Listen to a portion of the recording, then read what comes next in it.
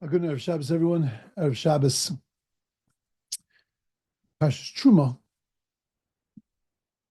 Rosh Chodesh, Mishenichnas Adar, Ma'abim B'Simcha. In a time that's a little bit challenging to be Ma'abim B'Simcha.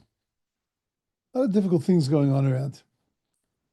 And it's easy to walk around with a sense of dread and awe, a sense of almost negativity, even with the knowledge of emunah and bitachon, the knowledge that we have to have trust and faith in HaKadosh Baruch Hu. But to watch all the human suffering and the pain, and the emotional pain that's being inflicted on people, it's difficult. So I'll tell you maybe something to grab onto.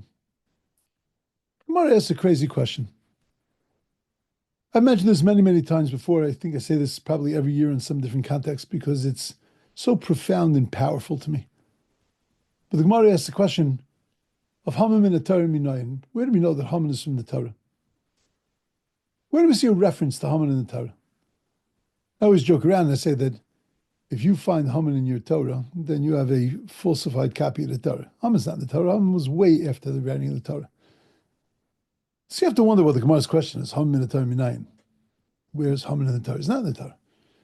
But like it's a serious question, the Gemara answers the question. It says, because it says Hamina eats. Because from the tree that I told you not to eat from, you ate. God asks Adam. That's what we see Haman in the Torah. Ha min ha eitz. Ha min hey mem nun. Same as the name Haman. And there we see Haman in the Torah. Do me a favor. What are you talking about? It's not Haman. It's Hamin from the tree. It was a question. It wasn't a name of a person. It wasn't a name of anything. Why would you see a reference in the word Hamin just because it's the same letters? Shkayach. That's not the name. That's not Haman in the Torah. So I'll tell you what things going on. Haman was a person who had everything. Started with nothing. Was really given stuff by Mordechai. He was beholden to Mordechai, which is the reason why he hated Mordechai so much, because every time he saw him, he saw his benefactor. He saw the guy that made him who he was. He saw the guy that did him favors. He saw the guy that was there for him in a time when he needed him. And of course, he resented him, which is an unfortunate thing for another time. But, the one, I think they attributed to the Brisker Rav, once said that I don't know why that person hates me. I never did them a tova. I never did them anything nice. Unfortunately, a lot of times the people that do nice things to us, we feel beholden to them, and nobody wants to feel beholden. So there are two ways to react to that. The one way to deal with it is to say thank you. The other way to deal with it is to reject the person, reject them, kick them, and then you don't have to worry about it. So Haman felt that way to Mordechai, so he wanted to kill him. He would kill him, kill his whole people, get rid of all of them, because they're making me feel guilty. They're making me feel bad every time I see them. But in the rest of Haman's life, Haman was the second in command. Haman was the biggest big shot in all of Persia, in the whole kingdom of Achashverosh. She was an incredible person. But when he sees Mordechai, he says the following words: "V'chol zeh einena shoveli." Nothing I have, no money, no children. The Gemara talks about the enormous amount of children that he had. No money, no children, no fame, no fortune. None of that. Kol zeh einenu shoveli. None of it is worth it for me. As long as I see that Jew not bowing down to me. Everybody else in the world drops on their faces when they see me. That guy won't. It's not worth it. I have nothing. I have absolutely nothing. Where do you get a person like that? How do you get a person that has everything, every blessing in the world, and yet all they could see is the one thing that they don't have? What the Gemara was asking is, Haman min atar minayin. Where did Haman get that from? Because personalities are not invented. Every personality is in the Torah. Every personality is from God. Where does that personality come from? Haman min atar minayin. You know where it comes from? Adam Arishon. We just had a Gemara that talks about what the Eitz Hadas, what the tree of knowledge was. One of the opinions was a stick of wheat. Imagine Adam Rishon is in Garden of Eden. He can eat everything he wants. There's one thing he's told that he can't eat, and that's a stick of wheat. Don't eat from the Eitz Hadas. Don't eat from the tree of knowledge. The stick of wheat. Imagine Adam going crazy that he can't have a stick of wheat. Oh my God, I can't have a stick of wheat. It's not like a piece of chocolate. Just can't have a stick of wheat. No, but the problem for Adam Rishon, and the reason why he was willing to allow himself to eat into the stick of wheat, he was allowed to go against it. He was willing to go against the word of God.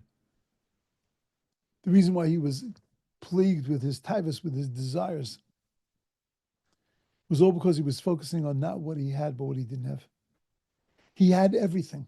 He could eat everything. He could do everything in the Garden of Eden. It was the Garden of Eden. It was idyllic. It was nirvana. But because he couldn't have one thing, he had nothing. Because he focused on what he didn't have and not on what he had. Adam in Haman in a Torah, where do we know Haman from the Torah? Where is the roots of Haman? The roots of Haman is in humanity. Every person's got this. It's from Adam when God turned to him and said to him, Hamin ha'etz. Not because the letters are He Mem Nun, but because Hamin ha'etz, God was saying to him, you from the tree that I told you not to eat from, you had to eat from that stick of wheat you had to eat. Because you're focusing on what you don't have, and therefore you're miserable. That's what's going on. That's one of the powerful, powerful messages in the Megillah. Powerful messages of what happens to a person, to a Haman, when you focus on what you don't have. With everything that's going on around us, it's so easy to focus on what we don't have and what we're missing as a people. What's wrong with us? But try and exercise. Focus on what we do have. On the one hand, we see a man who lost his life. He lost everything. Lost his wife and 2 children. They were stolen from him. They were murdered. Can't imagine how he's going to continue his life. But listen to his words. And his words are beautiful and uplifting. And they're coming from the depths of his soul. Look at the legacies that have been left. Look at how those 2 little babies who did nothing, just little babies, how they've touched the world. Imagine how those neshamas are soaring. There were people that were tortured for a year and a half. But look at their neshamas. Look at how they're soaring. The pain is there. The pain of their families, the pain, their own pain. My body is here, says one of them, but my soul is not. They're in pain. But how they've touched the nation, what they have done, what they've accomplished, what they're doing is an incredible thing. Listen to their words. Listen to their faith. Keith Siegel,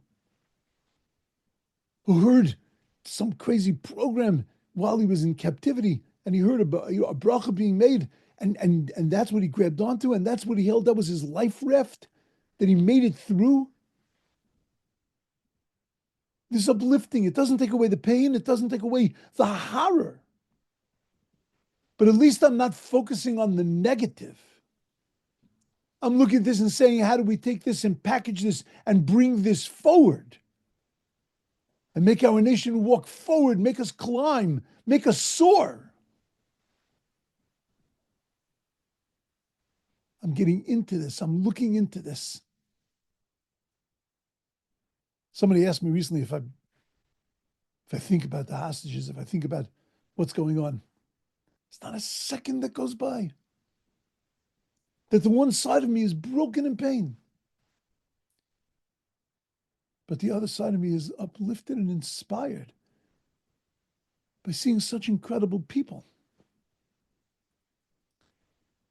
If we just look deeply into things and we get out of the surface, then we're able to see incredible things. We can feel pain, but we can also see beauty. Mishenichnas Adar, if we enter into Adar, if we look deeper into Adar, Marbin Besimcha, then we're going to be filled with Simcha. Yes, it's the month that Moshe Rabbeinu died, but it's the month that Moshe Rabbeinu was born. Yes, it's the month that we were almost killed, La'arug, Lahashmin, La'abed Haman wanted to do, but it was the month that was turned into Simcha, Yehuda Ma'isa Ara, V'Simcha, V'Sasim, V'Yikar. Our rabbis say that each one of them represents another mitzvah that we strengthen during that period of time. So one of the rabbis asked, well, why don't we just say that that was the mitzvah? Le'Yehuda Ma'isa Ora, Ora Zu Torah. So just say Le'Yehuda Ma'isa Torah. Why do you have to say Le'Yehuda Ma'isa Ora? Because it wasn't just the Torah that we had the Ora, we had the light. It wasn't just Shabbos and Yontif that we had. It was the Sason, it was the Simcha, it was the Yikar. Because we looked into it deeply. And when you look into it deeply, then it's not just the thing, it becomes something that enlightens you, that uplifts you. So we've got to look at life. Don't look at what we don't have. Focus on what we have. And when you focus on what you have, then kol zeh shoveli, it's all worth it. Because it's helping me climb. It's the ladder that I'm climbing on. It's the way that I'm reaching. It's my stairway to heaven. Haman's an important person. Haman min atayr minayin. Where do I see the roots of Haman? Because when I see where the roots of Haman are, then I know how to counteract him.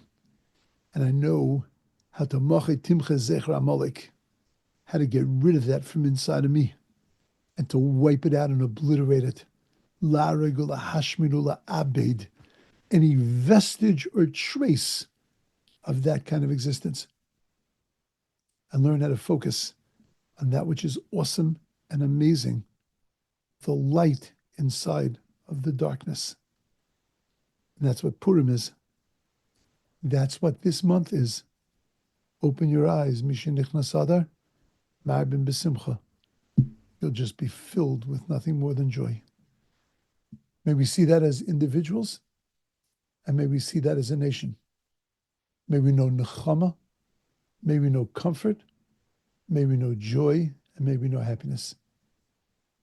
Have a beautiful, amazing, and awesome Shabbos, and start to a beautiful, awesome, and amazing month.